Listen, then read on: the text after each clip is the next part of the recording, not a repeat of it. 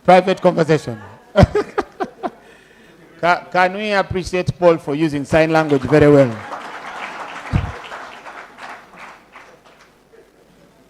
Without wasting time, allow me to invite the CEO of Clarkson Insurance Brokers, Alex Makata, to come and introduce our final speaker, day one. So Alex, please come and introduce our final speaker for day one. But in the meantime, can everyone give their neighbor a high five and tell them thank you and I hope you're enjoying? Give your neighbor a high five and tell them thank you and I hope you're enjoying.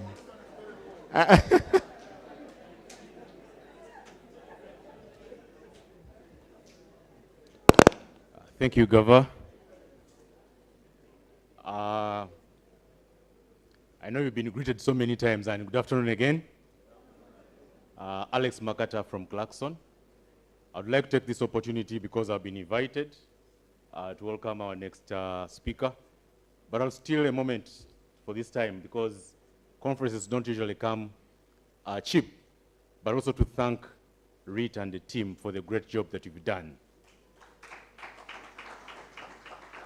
Of course, as Clarkson, we've been in this thing for a long time in terms of sponsorships, but also providing the different opportunities that come through in terms of supporting the team. And I think, as you know, Clarkson, being a regional broker, I know the East African delegates, you interact very well with Clarkson, the different places where they are. And of course, in the country, currently we are the leading broker in the region, to say, but thank you very much for the support you give Clarkson as well.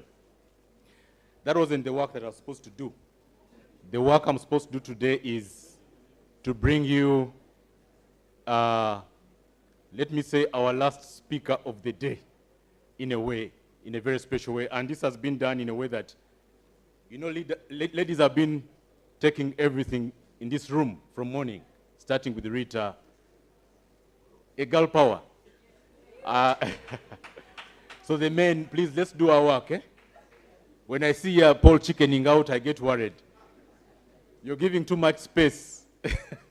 So allow me to introduce to you a very great lady who is supporting the industry through training from the great college that we know, the Insurance Training College, that the lady has been moving from different places of academia, having worked with the Uganda Christian University as an academic registrar.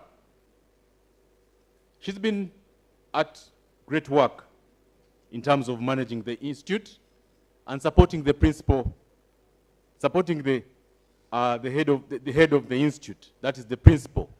And currently she's the deputy principal at the Training Institute or Insurance Training College of Uganda. Sylvia, welcome you to come and take this moment in the dive session. A big hand clap.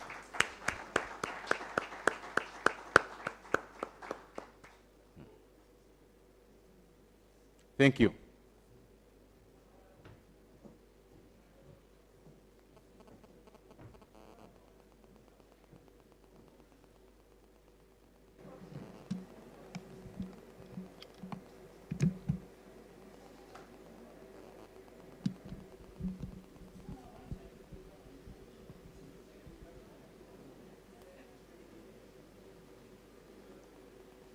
Legacy, can I have my presentation, please? Put up. Can we go to the first slide? Thank you.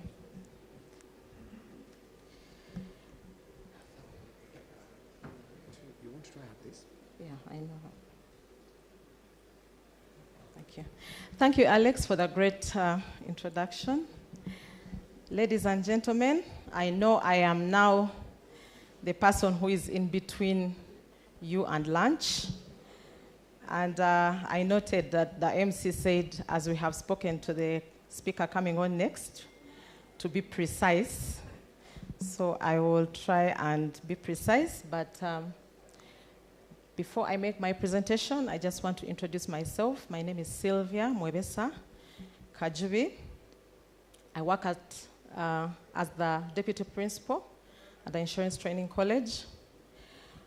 And our mission, our vision and mission for our guests who are coming from outside Uganda, our vision is to be the premier insurance training college in the region.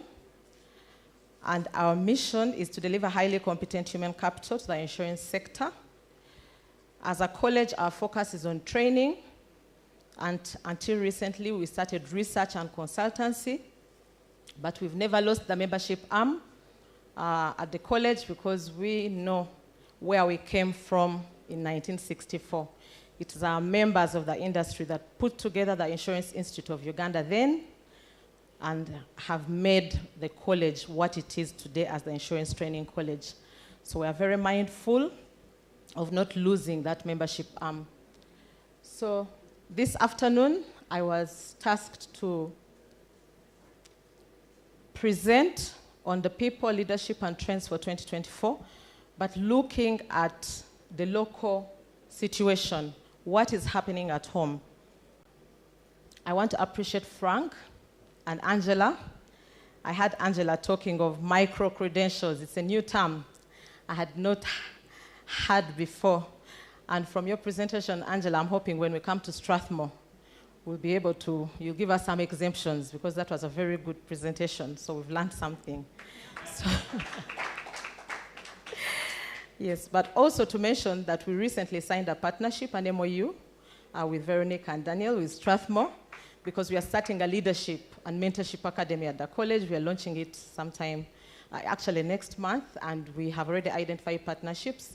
And Strathmore, you are one of the people or the organization that we've already signed that MOU with. So straight to my presentation, we are going to look at our industry. This is now local situation. When it comes to people, when it comes to us, the leaders, how ready are we to take on or to adapt to the evolving, changing landscape? Are we ready? Are our people ready?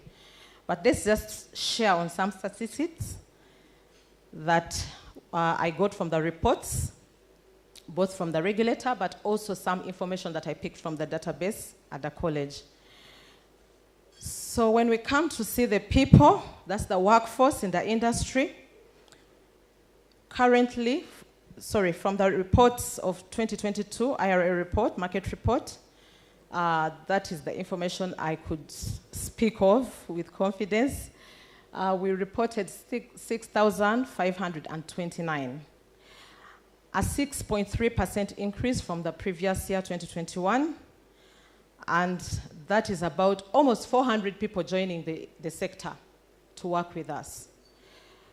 When it comes to looking at the licensed agents, we had 3,302 in 2022. It was a small fall from the previous year. But if you notice, between 2020 to 2021, COVID time, something happened. We had about 764 agents join our sector. So how do we interpret that? That was COVID time.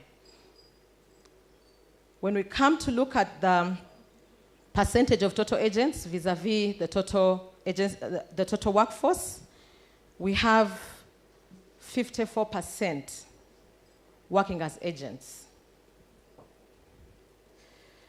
Okay, I'll also share some of the statistics that we have at the college, just to show you the kind of workforce that we are dealing with when it comes to professional training. These, I must say, are people or graduates from the college. We must be mindful that we have, before we started our own programs, we had our industry getting qualifications from other markets. So this is ITC. We have graduated, until last year, 201 people from the industry with diploma. Diploma, from our regulations, these are people who are ready to be managers. They have the qualifications. So either they are managers or they're aspiring to be managers. They are working towards that. So that's 200. We also look at those who have certified with certificate in insurance. Most of these are banks. Banks come to us. Still regulation. Specified officers, we have so far graduated 558. These are specified officers working in banks. When it comes to COP, the agency, the workforce that we talked about, the 54% in the industry, we've graduated 5,325. Not to say that these are still agents. Some of them progress and go beyond, are promoted beyond just being agents, but some leave the industry. So just a pictorial presentation to give an impression of the portion of the agents, people coming mainly as agents, 88%, specified officers, mainly 9%, and 3% of those that have done the diploma. When it comes to gender, not that I am a lady, but you can't cease not to notice certain things when you're a lady. 64% of those who graduate with COP, and this is the qualification needed for the agents, are ladies. So, however, when we progress to the diploma, we are competing. 45% of those that have graduated are ladies, meaning of the 201, about 90 ladies have already completed and are in the market, or should be in the market, the majority, and either are sitting on senior management or are CEOs, or are just waiting for the opportunity to present itself for them to be on senior management. So when it comes to the workforce, what is our interpretation or what is our analysis? There can be many ways you can interpret, but I picked 5. One, that our market is steadily growing. There's something in our industry that is definitely attracting people. The fact that we had a 6.3 increase, that means we are doing something good. There's money within the industry. There was a sharp increase of agents during the COVID time, and we could also see it at the college because the enrollment after COVID was high. Probably because people lost their jobs elsewhere and came into the industry. I don't know how we can interpret that. Or that some people call being a sales agent a what? A side. Then we also see that more than 50% of industry workforce is composed of agents, with more women than men. We said there are more women than men. I think it was 64%. But I was talking to Annette in UIA and said, even when it comes to recognizing the best sales agents by UIA, women take the cup. So there's a story to tell around there. However, as we appreciate the ladies or the women at the agency force, there's a decline a bit. There are ladies who are qualified for executive leadership positions. And so it's a competitive, it's a journey. They are ready. Fewer, but ready. And as I said, the certificate in insurance, which is done by the specified officers, 500 now, and the demand is high. At the college, we are receiving banks coming in and wanting to train. We have so many intakes. So next year, we should see a big bump. And probably that explains why, from the IRA report, that there was an increase in bank assurance commission by 45.3% over the period of 2021 and 2022. So the certification is doing its work. So let's go to the leadership. We are talking about the people on the whole. And remember, we are looking at the local focus, the local situation back home. When it comes to the leadership, as of 2022, we had 135 companies licensed. I think 135 companies translates into 135 CEOs at the top.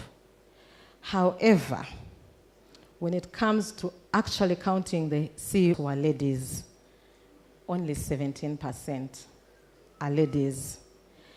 To say that at senior management, there needs to be a head count at senior management. Because this room has quite a number of ladies, so the picture could be different. But I don't know how far different it would be. But the ladies, for now, are occupying 17% at CEO. So just a glance at how we are also embracing professionalism as at leadership or senior management level, or how we are preparing ourselves, embracing professionalism, professional qualification. Right now, we have about 431 students enrolled on the diploma. The advanced diploma, which is the highest professional qualification at the college, we have 33 who are enrolled on the program. But when we look at the professional levels, we know when it comes to the CPD program and the recognition of professionals in our industry, when you complete a diploma, you're an associate. To be a senior associate, you must have an advanced diploma. To be chartered, you must have an advanced diploma plus education. To be a fellow, you must have an advanced diploma plus 7 post-qualification. You can see where we lose the ladies. At the diploma, we compete a bit, but from our records, we only have 3 ladies who are fellows out of 30. So there's something there. How do we interpret this as a sector or as an industry? Only 194 people in our industry have come in to qualify or to get professional level recognition. So how do we interpret what we have just seen for our leadership? One, definitely, there's progress or there's an improvement.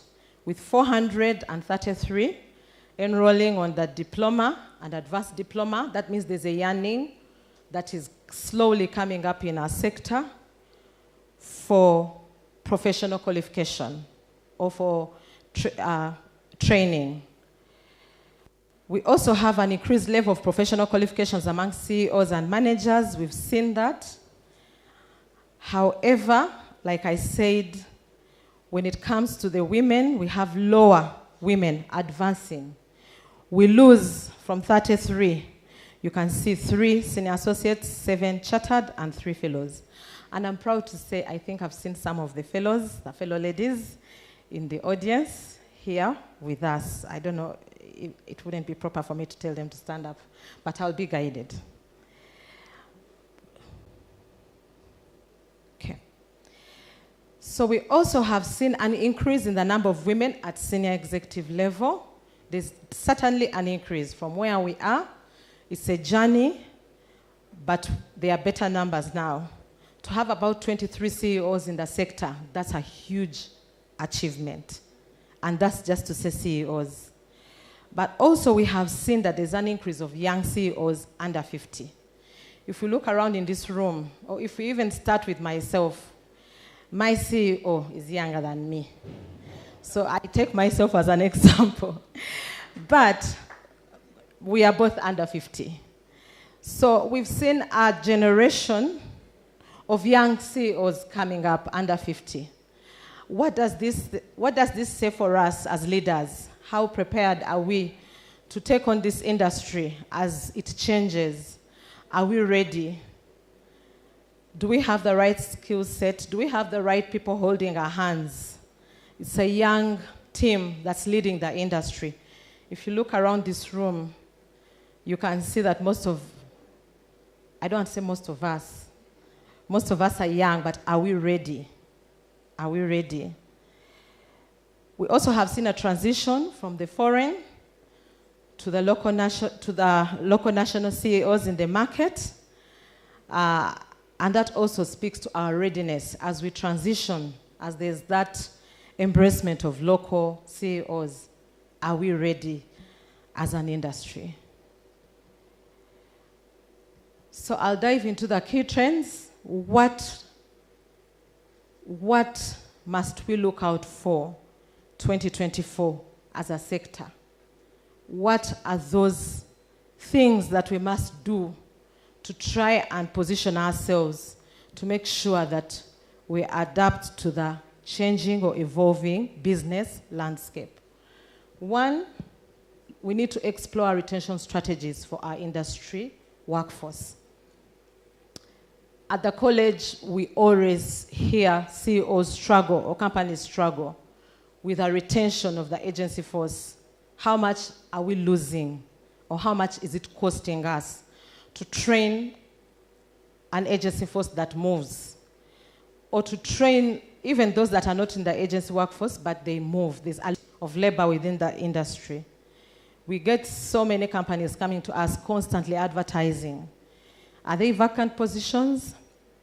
Are we lacking a skill set? But there's a lot of movement of labor, but also there's a high attrition rate. What are those retention strategies that we must sit down together as the leaders of this industry and really say, we don't want to lose anymore. This is costing us a lot. We need to think of those and explore. We also need to create spaces for innovation, experiments, and research. I think Angela hinted on it. We have a young workforce. When you look at the agents who came into our industry post-COVID, I had an opportunity to engage with them. We have doctors, we have engineers, we have lawyers, we have all kinds of professions that are working with us. But how do we create spaces to utilize those brains that we have in the sector? But even us as leaders, how do we encourage innovation and experiments? How do we allow our workforce, our people, to come to us? You know, this young generation, whenever I'm in my office, for us, we are privileged to have an open door system at the college. You can walk in anytime to the CEO, and you can walk in anytime to my office. So they keep, you know, they put you and say, I was thinking that we could do this and this. Do we adopt a leadership style that allows for someone to just come and say, I was thinking? Because sometimes there's a lot that goes on, especially with this digital age. These people, let's not underestimate the workforce that we have. If we have children at home who you just give a gadget, go to work in the morning and come in the evening, and there's so much they have done, where do we lose it along the journey as we supervise these people? Do we give them that kind of environment to allow them to experiment, to tell you what they are thinking? We are dealing with 6,000 employees. How do we create those spaces for innovation? We shouldn't leave innovation in the hands of the regulator only to recognize innovation. We should actually be creating spaces for experiments and innovation. Also mentioned something about research. And he said we are doing a lot of desk research. He mentioned of a consultant who was paid a lot of money to do desk research. There's research that's going on in this country. Bank of Uganda is doing research. UBRA is doing research. You know, so many ministries are doing research. Agencies are doing research. We just did a research recently, a study on the impact of the agriculture insurance subsidy. But when we do this research, do we actually take time as an industry to analyze what is in the research and the recommendations and the gaps that have been found? Otherwise, if we continue this desk research, like Frank said, we are going to spend a lot of money, but we're not going to actually address the challenges that our environment is facing. Also, as a college, we've put aside some funds. That's an initiative we've started. And next year, we should be able to partner with insurance companies. We'll be calling for proposals to see where we can support in research. But we are focusing on applied research. We want research that will solve solutions in our sector. So that is a fund or initiative that we've started, and we are hoping that the money we put in what we call market development, let's do research or surveys that actually address, the academicians call it applied research, actually address the challenges. Let's not do research that's hypothetical, but there are challenges we need to invest and find out why. Why is this happening in our sector? We also need to develop mentorship and coaching. Like I said, we are a young generation that's coming up, but we know that we have the older generation that has so much wisdom and experience. How do we tap into this mentorship and this coaching? How do we sit down on the round table and continue the conversations? Because we do not want to let go of the old brooms without picking one or two, because they are the people who brought the industry this far. But as a young leadership group, how do we tap into that mentorship? But also, how do we mentor, especially our agency workforce? I remember we visited a CEO, I think who is in this room, and I remember him saying that insurance is the ugly sister of banking. Why? Because most of the time they say, when you look at an agent, if you place two agents before you, a banking agent and an agent for the bank and an insurance agent, you don't need rocket science. How do we change this narrative? How do we change this narrative? For me, in my office, I went to the bank and there was an agent who came to sell insurance to me, and I asked her, do you have to pay? She said no. I said, and the way you're dressed, I said, now, next time I come, I'll buy a policy, but these are the conditions. You need to look a bit better. So how do we mentor this big 54% that we are seeing of agents? They are our representatives.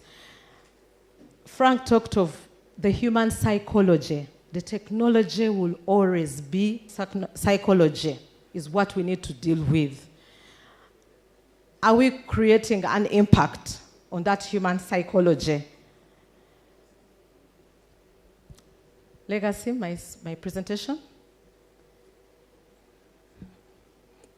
So are we working on the psychology of the people that we are supposed to sell to? How do we appear when we go? Embracing insurance professionalism, CPD trainings, leadership development programs. As a sector, we are doing well, but everybody should be an ambassador of insurance. We have a group outside the agency, outside the CEOs, the CPDs are encouraging the CEOs and the underwriters and the business development to do CPDs. The agent side regulation, how do we embrace as a sector professionalism? When someone knows you're working in insurance, they will not know if you're an agent or if you are CEO. They expect you to have answers. How do we embrace, how do we get that group within our sector to embrace insurance professionalism? How do we compare ourselves with our accountants and be proud of professionalizing our sector?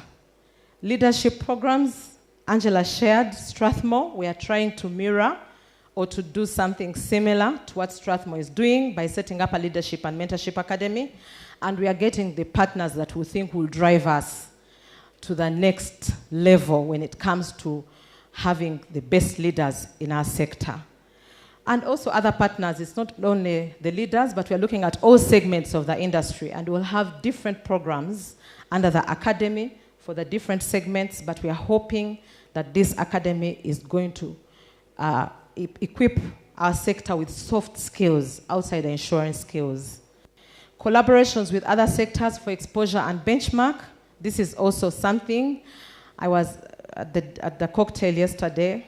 I sat near a smart application. I was very impressed with what they are doing. How do we have such and more collaborations as a sector?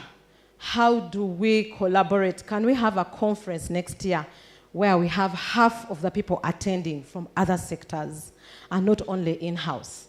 We say this side is from other sectors, so that the conversation does not keep remaining in-house, but the conversations also are held with other sectors. It would be good for them at that level to hear what they have to say and get feedback.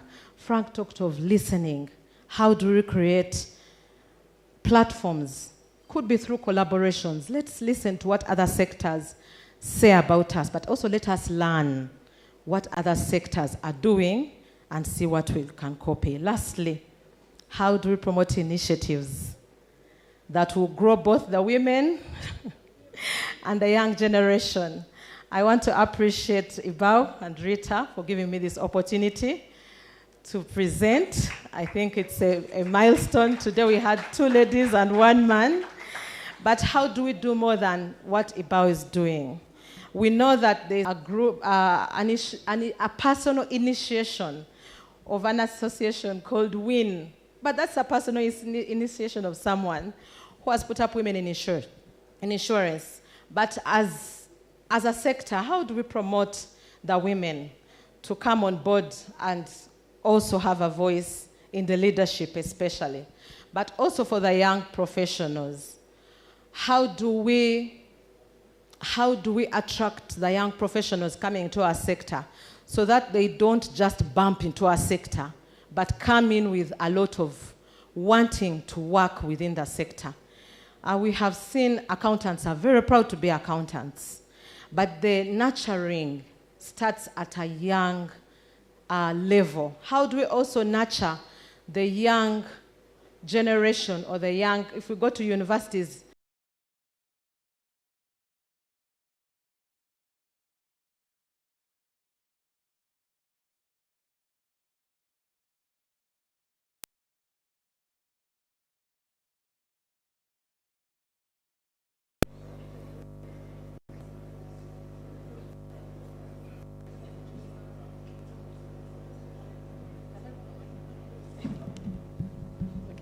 I'll end with a quote.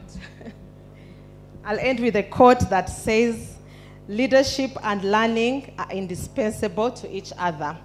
And this, I think, goes to the CEOs or the senior management level within the industry. How do we adopt leadership styles? We need to do a self-reflection as leaders within our sector.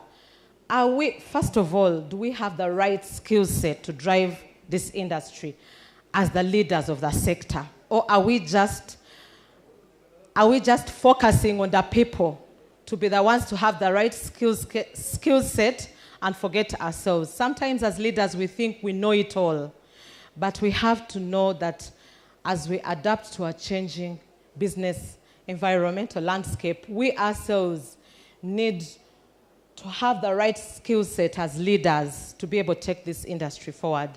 And how do we then focus on the people that we lead to make sure that they have the right skill set, but even then to create spaces for them to come and have conversations with us so that we can drive the industry together. Thank you so much for listening to me.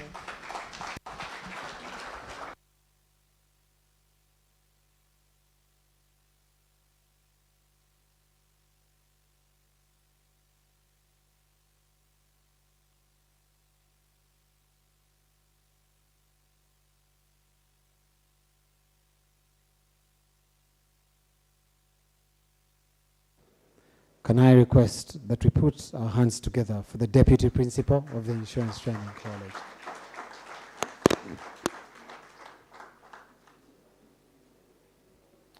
Sylvia, allow me mention that is not my doing.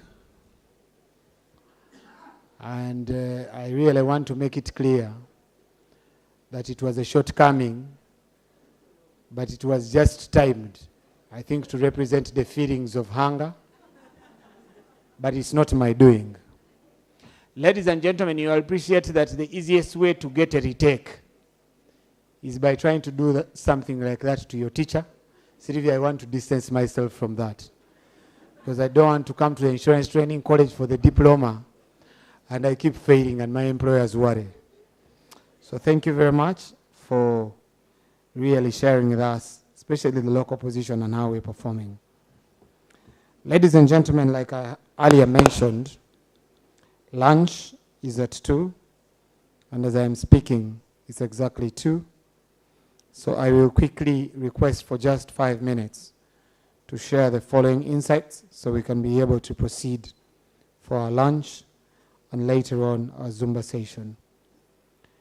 All this would not have been possible without this company that loves the color blue. So can I once again request that we put our hands together for Sanlam for sponsoring this event.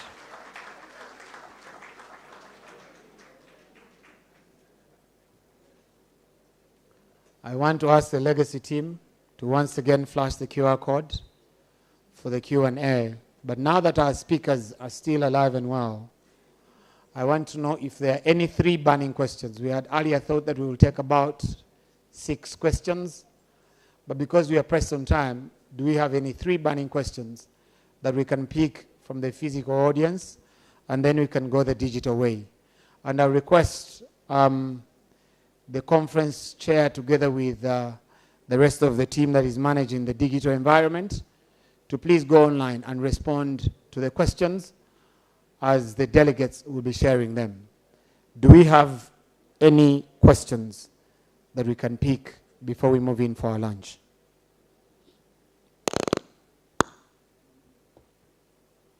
I'll request the legacy team to come and help me move this microphone. Okay, exactly. The microphone is there. The name and the question.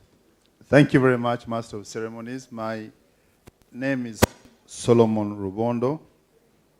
I last heard I was in the generation that is extinct. I don't know which one I'm in now. But I'd like to direct my question to Dr. Angela. I get concerned when I see this rush to develop models.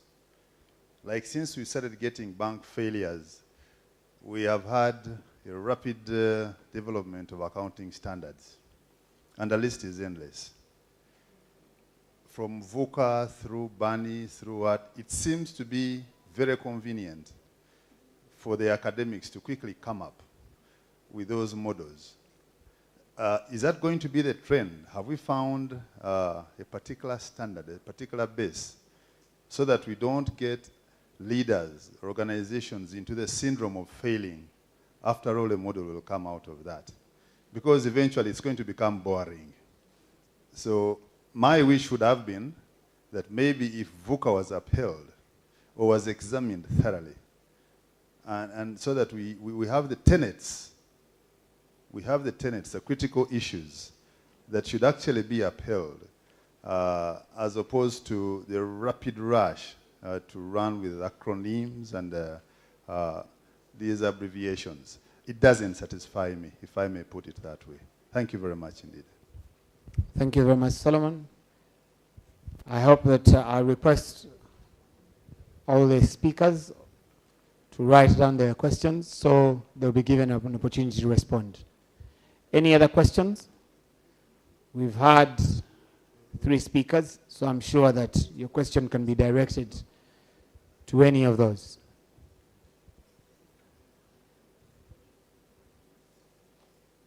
You could have written your question via Mentimeter, but you haven't yet picked a response. On the screen, I see 5 questions, 6 responses. So there are more responses than questions. Okay, I'll quickly brush through what I'm reading, and then Frank, Dr. Angela, and Sylvia will be able to pick up. How can insurance companies leverage these technologies like AI to mitigate emerging risks and improve customer experience? Now, I think it's also important, there is the rule called parsimony. Keep it simple. As you're asking questions, make sure that it is simple, it is correct. Don't put a lot of English to it to confuse us who are trying to read the question. So I think, Frank, that goes to you when I see AI and emerging risks. So listening to our clients, research and development is expensive. How do you advise small and medium-sized businesses to listen to their clients? That one I have an answer. You need to go to them. Like, you just move with them throughout their entire day. Like, try to be the customer. That one I have an answer. But Because I'm not a key speaker, I'm not an expert. Frank, you want to find answers to these key burning questions. Presentations well delivered. Thanks, Frank, for sharing your thoughts. I think that one is saying we give them the presentations. Ibao, let's arrange to share all these presentations. With the global warming, wars, general world recession, general business is going to get tougher as cost of basic needs is going up.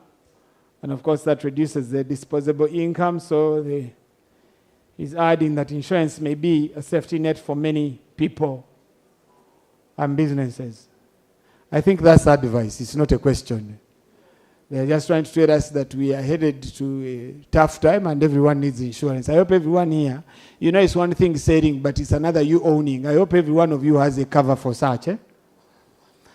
As the final one I'm seeing, as an evolving insurance broker, what is the one initiative we can do around ESG? Frank, you can also tell us after lunch to give us the answers for somewhere you don't have the answers. But I'm sure you can have an idea. So thank you very much. That is what I've picked online. Do we have anyone? Okay, let's have the microphone here and then there. The ladies have been at the forefront of the stage, but here now in terms of questioning, I'm not seeing them come through. Ladies, please come through. The name and the question. Thank you, sir. My name is Morris Mok. Yes, Morris. I am retired but not tired. That's very true. Again, just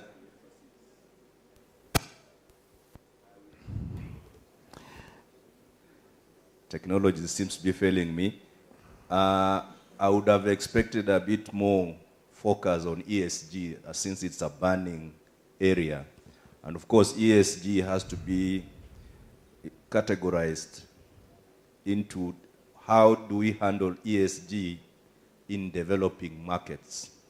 Most of Africa are developing economies, unlike the established economies in the West, yet resources are actually in Africa, yet part of the damage or most of the damage will be done in Africa as they are removing these resources, then taken out of Africa and eventually develop the West at the expense of Africa. So it's important that we as developing countries need to spell out our ESG mandate. Thank you. Thank you very much, Morris. Please move the microphone there. I see a hand. Thank you. My name is Jonathan Marucha from in Kenya. My question is just tied to the issue on AI. I know Frank had already elaborated this, but I missed the part where he connected the use of AI to us as brokers. There's a lot of talk about AI and insurance companies, but we missed the broking part. So I didn't get that connection. If you can make it, the better. Thank you. All right. Thank you very much. It seems that those are the questions that we could be able to take on due to time. There's, before I give, and of course in no particular order, anyone that has a response that is ready will jump onto it and share. But Frank, you alluded to a company in Rwanda that is giving out a certain product, and you see that their growth has really moved very fast. I don't know if they would share with us what special plan they have, what exactly they are doing, so that we copy with pride, like Frank said, copy with pride. Okay, so let's have the microphone move to our speakers and then get these responses before we close. Okay, so for example, ESG is a very wide topic. There's somebody who asked about ESG. I think Strathmore has purely a whole class around ESG. AI is also a very big buzzword, which we are getting used to. So I had so much which I'd already jotted down around the same, but overall, it's important for us first to understand AI, right? And in terms of insurance, one of the notes that I'd put down was it has a potential to transform the insurance industry by enabling insurance to automate processes, number one, improve decision making, and deliver more personalized and efficient customer service. Now, think of AI, then go back to data. We've been talking about data for the longest time. There's structured data, there's unstructured data. So we have so much data that what you're seeing regulators are doing nowadays is there's data privacy policies that are coming up because people are abusing data. But now, in your own context, the question is, as insurance, the amount of data that you have, the first question is, what are you doing with that data? People even have data analysts now, or data scientists, who come in to help you structure and analyze that data. Now, from an insurance perspective, there are a number of points that I've put.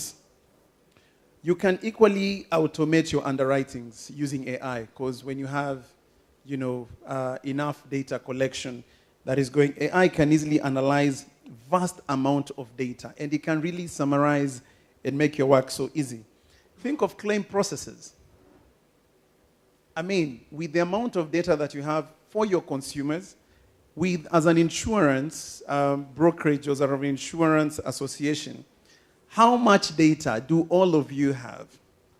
One of the things I see banks do is around fraud, because AI can also help you in fraud scenarios, is when fraud happens in one bank, they tend to have a pool somewhere where they report, and it can be shared by the other people so that the individual does not repeat the same in a different place. So it's pulling data and putting it together. If one insurance is hit, how are you sharing that information with the rest? That data, so that there's a pool where all of you can come in and say, hey, when fraud is happening, can you come up with a pool as insurance where we can collect to avoid it replicating itself? Sometimes you don't do that. Why? Because you fear. These are stories mostly with banks. What happens? They're hit, they try to hide. The fear of perception, the fear of loyalty and trust from customers. But if you come up an association, you can be able to mitigate around fraud to put all these things together. Again, claim processes. AI is all about algorithms. You can be able to track. For the last 5 years, maybe I've been driving, I've not had a car accident, so I've not claimed anything from my insurer. But how are you using that data to try and tell me, Frank, your cover for next year is not going to be 5%, it will be 3% based on the data that we have. You can't treat all of us the same. You can't charge all of us 7%. One customer has had insurance with you for the 7 years. One has had a cover with you for 2 years and is always causing accidents. The premium has to be different. But when you leverage AI and data, all that information plugs in. So there is much more I can share around how you can plug into AI, but it starts with data, because AI is about data analytics. But remember, it will not change your analytical mindset. You have to remain critical, and you must remain a leader so that you're able to navigate through this. Thank you. Thank you very much. So, good afternoon. I'll answer the question on the models. The models, I always look at them as a toolkit, not as something you go like a recipe. Let's just say a model helps you in sense making. So you can pick different ideas from different types of models to be able to solve or to make sense of a phenomena that is happening within your industry. So as I was sharing about the leadership trends, there have been various frameworks which have been formed for sense making and helping us, given the amount of information that is coming at us, make sense of what is happening, what we need to focus on, and where to put our efforts. So yes, I agree with you. There are very many models for strategy, for leadership, but for everything that you can think about. I always look at them as a toolkit. Pick what works, leave what doesn't work. The idea is you have a lot of information and you piece it together. I hope that helps. Okay. Oh, sorry? Well, with regards to Gen Z, I think goes back to what we were discussing around making an effort to know who they are. I would say 90% of my team is Gen Z. And one of the things that I've seen work practically is you give responsibility and trust them to do it. Make sure you are constantly exposing them to mentoring and training opportunities so that you empower them to be able to run without you. Because they are always, of course, in a hurry. But if you're going to slow them down, then it demotivates them. So if you can give them a framework in which to operate without asking you first, and then you say, these outlying conditions, you can come to me for advice. Or at this level, I need to be present. Once you give them the parameter and channel their energy in the right way, I believe they give you better. So you have to engage, you have to give them the space, you have to empower them, and you must now give them the parameters which you say, okay, at this point, now involve me, ask for my input, so that they are well guided to run without always having to come back to you all the time to check if what they need to do is proper. That's what I would say. Empowerment. So, to add on that, on the Gen Zs, is I always say, don't sweat the small stuff. Don't bother sweating the small stuff. You have a teenager, he's close school, he wants to braid his hair, for example, for whatever reason, or he wants to, I don't know, there's some small stuff that these kids will want to do. But if it is not impacting behavior, it is not impacting education, it's not impacting value systems, don't find yourself concentrating on the very, very small stuff, which is going to create something big out of it. On ESG conversation, I think one way I want to summarize it is, again, it's something that has come up. Can you look at ESG from your own family environment? Can you look at it from your personal view? What are you doing as an individual in your own context when you think of ESG? The definition is simple: environmental, social, and governance. What are you doing to kickstart in the estate that you're doing to support the environment you're living in? Are you the type of person who comes out and starts throwing banana peels outside?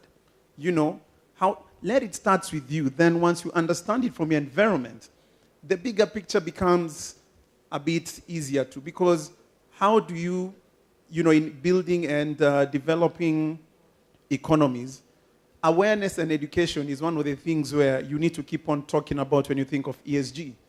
But you cannot do that if yourself, you fully don't understand it. And I like the question, maybe you should have talked about it more, maybe because of time. But awareness and education is one of it. It starts with ourselves. I have to sit and ask myself, what am I contributing as Frank in the space I am in, at home, my family, at work, and in a wider organization as a CEO or a leader in an organization? What am I doing to make sure that I'm creating this impact? It doesn't need, it's not a profit conversation. It's just, what is your contribution to the environment? And to me, I believe anything around ESG starts with awareness and education. Then the rest of the things around regulatory frameworks, etc., they just become other partnerships that you can work with to build upon it. Thank you. Thank you very much. Can I request we put our hands together for our speakers? When you talk about big, you're talking about technology. Allow me to show you Garang.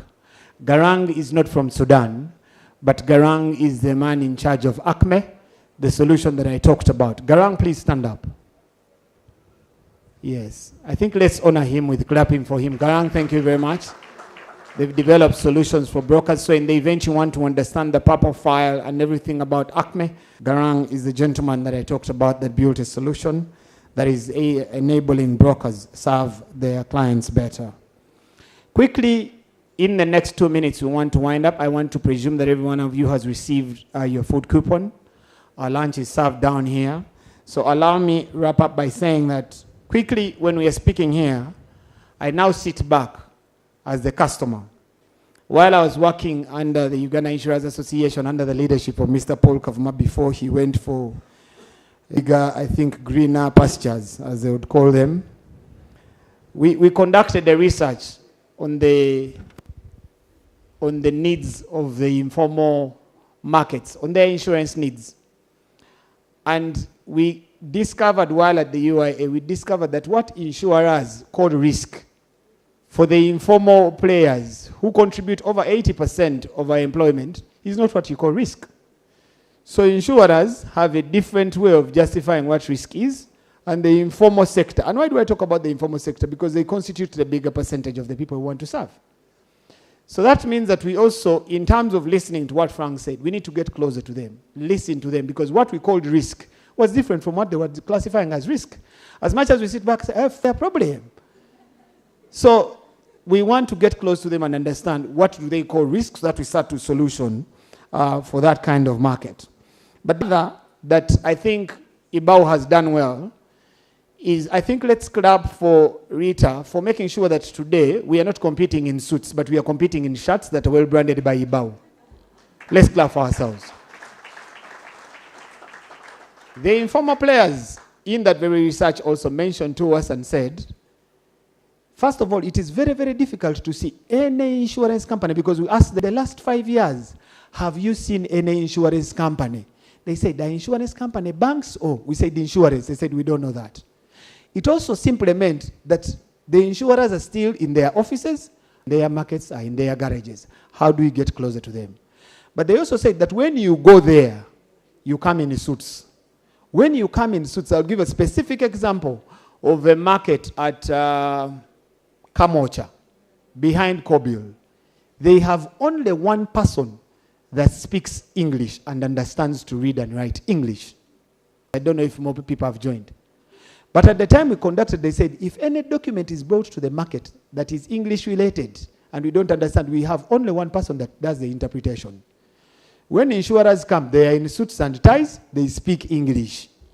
So simply meaning that 9 out of 10 will not pick the message. I think it's critical. And finally, I wanted to share about what that research showed. From a customer perspective, I've kept asking myself these questions, and allow me share.